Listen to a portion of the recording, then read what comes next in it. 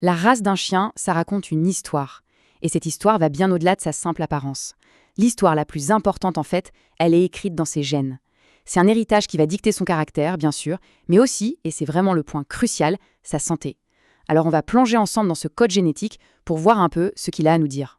Au plus profond de chaque chien, vraiment dans chaque petit brin d'ADN, il y a ce fameux patrimoine génétique. Et c'est lui qui peut jouer un rôle énorme sur sa santé tout au long de sa vie. Chaque race a ses points forts, c'est certain, mais aussi ses faiblesses, ses vulnérabilités potentielles. Alors l'objectif, il est assez simple finalement. Comprendre ses prédispositions, ce n'est pas pour se faire peur, c'est tout le contraire. C'est un outil hyper puissant. C'est même un avantage décisif, que ce soit pour les vétérinaires, pour les éleveurs et bien sûr pour les propriétaires. Parce que quand on connaît les risques, eh bien on peut anticiper, on peut diagnostiquer beaucoup plus vite et surtout on peut mettre en place une médecine qui est vraiment préventive. Allez, c'est parti. On va aller voir au-delà de l'apparence. On met de côté un instant le pelage, la couleur des yeux, tout ça, et on va s'intéresser à ce qui compte vraiment, le code génétique. Bon, mais concrètement, comment ça se manifeste ce risque génétique? Pour bien comprendre, on va prendre un exemple. Un exemple que tout le monde connaît et apprécie, je pense, le berger allemand. Ah, le berger allemand. Noble, intelligent, loyal. Franchement, il a tout pour plaire. Mais voilà, derrière cette image un peu parfaite, il y a une réalité qu'on ne soupçonne pas forcément au premier regard. Son profil de santé, il est particulièrement complexe. Regardez un peu la diversité des systèmes qui sont touchés. C'est pas juste un petit problème là. C'est toute une liste de prédispositions. On parle de troubles digestifs vraiment graves, comme la torsion d'estomac, de soucis articulaires comme la fameuse dysplasie de la hanche, de risques neurologiques avec la myélopathie dégénérative qui attaque la moelle épinière petit à petit, et même de problèmes aux yeux, comme le pannus qui affecte la cornée. C'est vraiment l'exemple parfait pour illustrer la complexité génétique qu'on peut trouver chez une seule et même race. Ok, maintenant, changeons un peu de perspective. On va passer d'une seule race à des groupes de races. Parce que, bien souvent, des chiens qui se ressemblent, eh bien, ils partagent aussi les mêmes défis sur le plan génétique. Le syndrome de dilatation-torsion de l'estomac, c'est une urgence vitale absolue.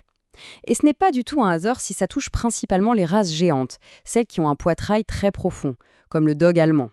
C'est leur anatomie, en fait. Ce grand volume dans la cage thoracique, ça augmente le risque que l'estomac se retourne sur lui-même. Le risque est directement lié à leur physique, à leur morphologie.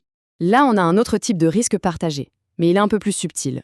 Beaucoup de races de bergers, le border collie par exemple, peuvent être porteuses d'une mutation sur un gène qu'on appelle MDR1. Alors, qu'est-ce que ça veut dire, concrètement? Ça veut dire qu'un médicament qui serait totalement anodin pour un autre chien peut être mortel pour eux. C'est un héritage direct de leurs ancêtres, une sorte de faille génétique qui se transmet de génération en génération. Maintenant, allons-y, explorons un peu tout le spectre de ces risques.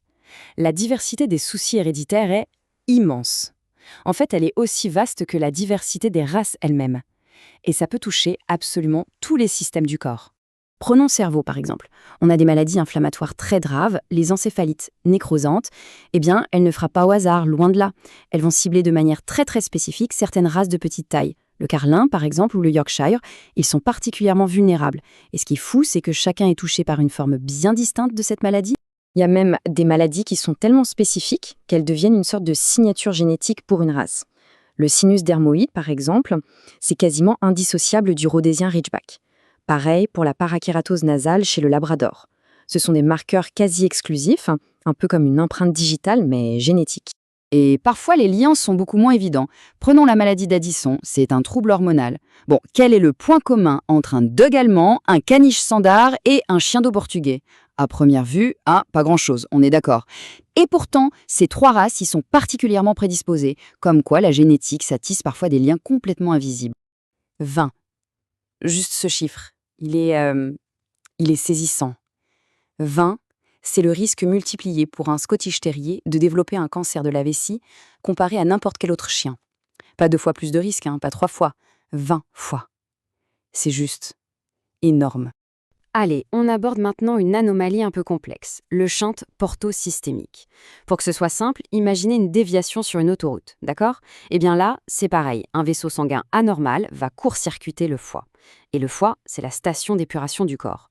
Le résultat, c'est que le sang n'est plus filtré, il n'est plus nettoyé et les toxines s'accumulent. Et ça, c'est très dangereux. Et là où ça devient vraiment fascinant, c'est que cette même anomalie, elle peut prendre deux formes complètement différentes, juste en fonction de la taille du chien. Chez les petites races, comme le Yorkshire, cette fameuse déviation se trouve à l'extérieur du foie. On appelle ça un shunt extrahépatique. Mais chez les géants, comme le lévrier irlandais, la déviation est carrément à l'intérieur du foie. C'est la même maladie, mais elle se présente sous deux visages. Et c'est la génétique de la race qui dicte tout ça. Bon, on a fait un sacré tour d'horizon des risques. La question maintenant, la plus importante, c'est qu'est-ce qu'on fait de toutes ces informations? Parce que savoir, c'est bien, mais si ça ne mène pas à une action, ça ne sert pas à grand-chose. Alors voyons comment on peut prévenir. S'il n'y avait qu'une seule chose à retenir de tout ça, ce serait vraiment cette phrase. La connaissance des prédispositions, ce n'est pas une fatalité. C'est un outil puissant. Le but, ce n'est pas du tout de s'inquiéter, mais au contraire, de s'armer de ce savoir pour pouvoir agir. Et concrètement, comment on agit? Eh bien, sur 3 niveaux. D'abord, cette connaissance, elle aide le vétérinaire à poser un diagnostic bien plus vite. Ensuite, elle permet d'éduquer les propriétaires pour qu'ils sachent exactement quoi surveiller chez leur animal. Et enfin, et c'est fondamental, ça encourage les éleveurs à utiliser les tests génétiques pour faire naître des chiots en meilleure santé. Au final, c'est un vrai cercle vertueux. Pour finir, je voudrais laisser une petite question en suspens. Et si, finalement, pour assurer à nos compagnons un avenir en pleine santé, la vraie clé c'était de regarder dans leur passé, de prendre le temps de lire attentivement cette longue, longue histoire qui est écrite au plus profond de leur gènes.